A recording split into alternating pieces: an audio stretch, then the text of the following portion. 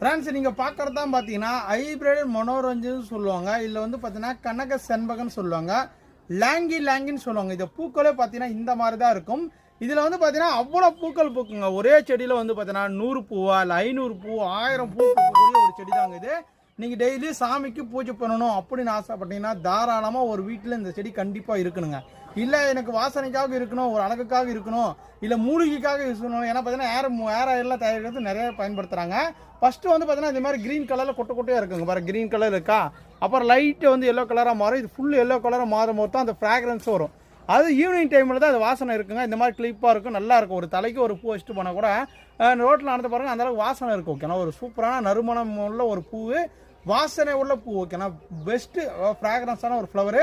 நிறைய பேர் இது வந்து பார்த்தீங்கன்னா வாசனையே இல்லைப்பா என்னப்பா பூ அப்படின்னு சொல்லுவாங்க. நீங்கள் வந்து நேரடியாக வாங்க, எங்கள் நர்சரியில் வந்து பாருங்கள், நீங்கள் பூவை பார்த்துட்டு கூட வாங்கிட்டு போங்க. ஓகேனா சூப்பரான மனோரஞ்சிதம்.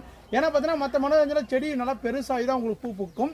இது வந்து பார்த்தீங்கன்னா சின்ன செடியிலேருந்தே பூ பூக்கக்கூடியது. அதெல்லாம் பார்த்தீங்கன்னா இது மதர் பிளான்ட் செடிகள். இங்கே பாருங்கள் எவ்வளோ அழகாக இருக்குன்னு. இதில் எக்ஸாம்பிளுக்கு வந்து பார்த்தீங்கன்னா இதில் எத்தனை பூக்கள் இருக்குன்னு பாருங்கள்.